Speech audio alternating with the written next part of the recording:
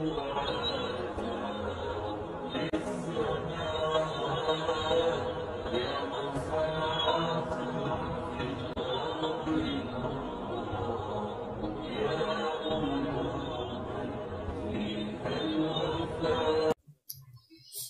امت نے مشہور کیا جی وہ نبی اسلام نے کہہ دیا کہ امت شرک نہیں کرے گی. یہ نہیں الفاظ, مجھے اپنے بعد تم سے شرک کا خوف نہیں. جس طرح اگلی امتیں ساری مشرک ہو گئی تھی, میری امت اس طرح ساری مشرک نہیں ہوگی, ایک گروہ قیامت تک حق پہ قائم رہے گا, یہ مطلب تھا. اس کے اوپر میری تفصیلی ویڈیو ہے, مجھے تم سے شرک کا خوف نہیں, وہ آپ دیکھ لیں. پھر بخاری اور مسلم دونوں میں حدیث موجود ہے. نبی اسلام کے جب آخری دن چل رہے تھے تو ام عائشہ کہتی ہیں کہ نبی اسلام کے پاس پانی کا ایک برتن تھا جس میں آپ اپنے ہاتھوں کو بھگو کے اپنے جسم پہ ملتے تھے. بخار کی حدت کو کم کرنے کے لیے بار بار چہرے اقدس سے چادر ہٹاتے اور کہتے لعن اللہ الیہود والنصارى اتخذوا قبور انبیائہم مساجدا. اللہ کی لعنت ہو یہود و نصارہ کے اوپر کہ انہوں نے اپنے نبیوں کی قبروں کو سجدہ گاہ بنا لیا تھا. اس کے ساتھ سیدہ عائشہ کے الفاظ ہیں کہ اگر ہمیں یہ خطرہ نہ ہوتا کہ لوگ رسول اللہ کی قبر پہ سجدے شروع کر دیں گے تو ہم نبی اسلام کی قبر کو زائرین کی زیارت کے لیے کھلا چھوڑ دیتے. اس زمانے میں بھی اما عائشہ کی اجازت کے بغیر کوئی حجرے میں نہیں جاتا تھا, اوپن نہیں چھوڑا گیا, کیونکہ اما عائشہ کہتی ہے ہمیں ڈر تھا کہ لوگ سجدے شروع کر دیں گے. یہ کہنا شرک ختم ہو چکا ہے. اما عائشہ کہتی ہے ہمیں تو ڈر تھا, کیونکہ انہیں پتا تھا کہ بخاری میں حدیث ہے, دیکھنا میری شان کو اس طرح بلند نہ کرنا جس طرح نصارہ نے اپنے پیغمبر کو بڑھا دیا. میں اللہ کا بندہ اور اس کا رسول ہوں, مجھے اللہ کا بندہ اور اس کا رسول ہی کہنا. پھر مسلم شریف میں حدیث ہے, جندب رضی اللہ تعالیٰ عنہ کہتے ہیں نبی اسلام نے 5 دن پہلے اپنی وفات سے ہمیں خطبہ دیتے ہوئے ارشاد فرمایا کہ دیکھنا تم میں سے جو اگلے لوگ گزر چکے ان میں سے کوئی پیغمبر یا نیک آدمی فوت ہوتا تھا تو وہ اس کی قبر پہ سجدے کرنا شروع کر دیتے تھے.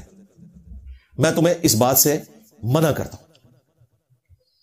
پھر بخاری اور مسلم میں یہ حدیث موجود ہے کہ نبی اسلام کے آخری دن چل رہے تھے اور آپ کی 3 بیویاں آپ کے ساتھ بیٹھی ہوئی تھی, سیدہ عائشہ, سیدہ ام حبیبہ اور سیدہ ام سلمہ رضی اللہ عنہم اجمعین وعلیہم السلام اجمعین. اب یہ جو 2 بیویاں یہ تو اتنی سینئر ہیں کہ انہوں نے ہجرت حبشہ بھی کی ہوئی ہے. ہجرت مدینہ سے پہلے جو ہجرت حبشہ تھی اپنے ایکس ہسبینڈز کے ساتھ, ام سلمہ اور ام حبیبہ. تو وہ آپس میں باتیں کر رہی تھیں کہ جب ہم لوگ حبشہ گئے تھے وہاں ہم نے ماریہ نام کا ایک گرجا دیکھا تھا جہاں کچھ تصویریں لٹکی ہوئی تھی. نبی اسلام اپنے آخری دنوں میں تکلیف میں ہیں, بیماری میں ہیں, آپ فوراً اٹھے. آپ نے کہا یہی ان کی خرابی تھی کہ جب کوئی نبی یا نیک آدمی فوت ہو جاتا اس کی قبر پہ تصویریں لٹکا دیتے, پھر اس پہ سجدے شروع کر دیتے. قیامت کے دن یہ بدترین مخلوق بنا کے اٹھائے جائیں گے جو قبروں پہ سجدہ کرنے والے لوگ ہیں. نبی اسلام اپنے آخری دنوں میں امت کے لیے فکر مند ہے اس حوالے سے, اور وہ نظر آ رہا ہے, فکر بالکل درست تھی, وہ نظر آ رہا ہے کہ لوگ قابو ہی نہیں آ رہے. مسلمان میں اور ہندو میں فرق کرنا مشکل ہو گیا جو ایکٹیویٹیز انہوں نے جاری کی ہوئی ہیں. جس طرح وہ بتوں کو غسل دیتے تھے, اب تو یہ اگلے دن مجھے وہ شاہ جی نے وہ ویڈیو دکھائی ہے, اس میں تو عبد القادر جیلانی کا بھی ایک چھوٹا سا بت بنا کے اس کو بھی غسل دے رہے ہیں. بالکل ٹھیک کر رہے ہو, کرو, تاکہ انجینئر صاحب کو پتا لگے تو کام چوک دیں تھوڑا, کرو اور کرو. تماشا بنایا ہوا ان لوگوں نے. نبی اسلام نے پہلے ہی فرما دیا تھا یہ سب کچھ ہونا ہے. بخاری مسلم میں حدیث ہے, تم بھی اگلے لوگوں کے پیچھے چل پڑو گے قدم با قدم, بالشت بر بالشت, حتیٰ کہ ان میں سے کوئی گوہ کے سراغ میں داخل ہوا تم بھی وہی کام کرو گے. صحابہ کرام نے پوچھا یہ اگلے لوگوں سے مراد کیا یہود و نصارہ ہے؟ آپ نے فرمایا اگر وہ مراد نہیں تو اور کون سے لوگ مراد ہیں؟ اب یہ حدیث ان کے گلے کا کانٹا ہے, کیونکہ یہود و نصارہ کی ساری خرابیاں اس امت کے اندر آئی ہوئی ہیں. تو اس سے جان چھڑانے کے لیے پتہ انہوں نے کیا لیم ایکسکیوز نکالا, انہوں نے کہا نہیں یہاں مراد جو ہے فیشن ہے. دیکھو وچ گل کر دیتی ڈاکٹر اشرف جلالی صاحب. تو میں نے کہا تھا نا, اس کا شان ارشاد بھی موجود ہے جامعہ ترمذی میں. یہ کس موقع پہ آپ نے فرمایا تھا؟ یہ تو آپ نے فرمائی عقیدوں کے اوپر تھا.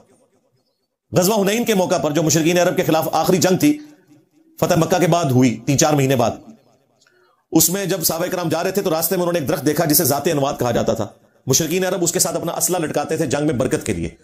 تو چند جو ناسمجھ قسم کے نیو مسلم تھے انہوں نے حضور سے ریکویسٹ کی یا رسول اللہ آپ بھی ہمارے لیے کوئی درخت مقرر کر دیں, ہم بھی اس سے برکت حاصل کریں. تو آپ نے فرمایا سبحان اللہ, اللہ پاک ہے, یعنی ہر اس شرک سے جو لوگ اس کی طرف منسوب کرتے ہیں.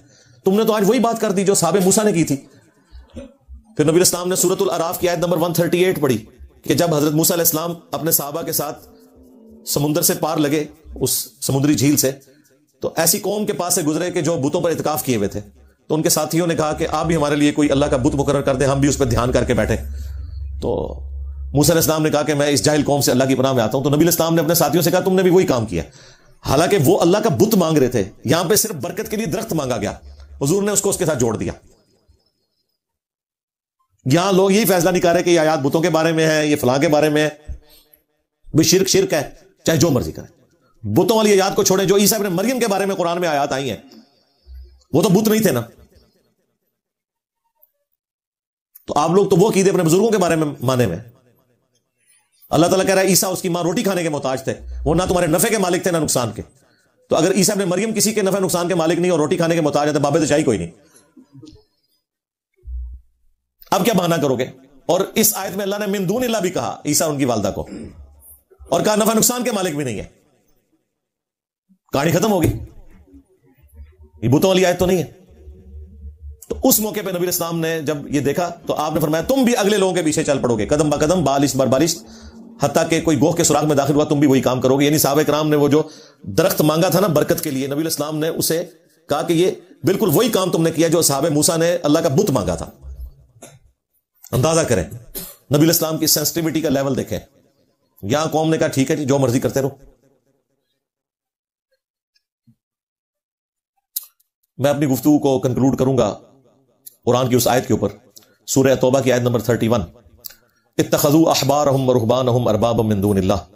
یہود و نصارہ نے اپنے بزرگوں کو اور اپنے جوگیوں کو، صوفیوں کو اپنا رب مان لیا تھا اللہ کے مقابلے پر.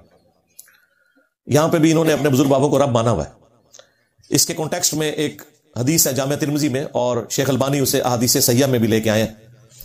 عدی بن حاتم جب مسلمان ہوئے، حاتم تائی کے بیٹے تھے جو مشہور عرب کا فیاض تھا، تو وہ کہتے ہیں کہ میں نے نبی الاسلام سے کہا کہ قرآن میں ایک آیت ایسی ہے جو مجھے کھٹکتی ہے، میں چاہ رہا ہوں آپ سے ہی پوچھوں ڈائریکٹلی. یہ جو قرآن میں آیا کہ یہود و نصارہ نے اپنے علماء کو، بزرگوں کو، صوفیوں کو، جوگیوں کو اپنا رب مان لیا تھا اللہ کے مقابلے پر، تو ہم تو اپنے علماء کی عبادت نہیں کرتے تھے، اپنے راہبوں کی عبادت تو نہیں کرتے تھے. آپ نے فرمایا کہ کیا تم ان کے حلال کو حلال اور حرام کو حرام نہیں سمجھ لیتے تھے؟ ان کا یا رسول اللہ ایسے ہی تھا. فرمایا یہی تو ان کو رب بنانا ہے. اچھا آج کا کوئی ہوتا نا کوئی انفی، وہ کہتا ہے یا رسول اللہ تو علماء سے تو پوچھ کے چلنا چاہیے، علماء ہی بتائیں گے نا حلال اور حرام. اور نبی اسلام کیا کہہ رہے ہیں کہ علماء بھی بتائیں، صوفی بھی بتائیں، تب بھی دیکھنا کتابوں میں کیا لکھا ہوا ہے. یعنی کہ نبی اسلام بھی یہی کہہ رہے تھے کہ عدی بن حاتم تم نے کر لینا تھا غور، کتابوں کا خدا اور ہے، بابوں کا خدا اور. اب علماء ہی بتاتے تھے نا اس وقت بھی. نبی اسلام کیوں کہہ رہے ہیں کہ تم نے ان کو خدا مان لیا ہے؟ تم نے دیکھنا ہے وہی میں کیا لکھا ہے. ایتونی بکتاب من قبل ھذا او اثارۃ من علم ان کنتم صادقین. اے نبی ان سے فرماؤ کہ اگر قرآن کو نہیں مانتے اپنی کوئی کتاب لے آؤ، یا انبیاء کے آثار، کوئی سنت، اس میں سے مجھ سے بات کرو اگر تم سچے ہو. یعنی نبی اسلام نے یہی تعلیم دی ہے کہ آپ نے علماء کی بات کو ویریفائی کرنا ہے کہ قرآن و سنت کے مطابق ہے یا نہیں، کیونکہ سارے کا سارا بیڑا غرق امتوں کا علماء سوئی کرتے ہیں جب تک آپ خود کنفرم نہیں کریں گے.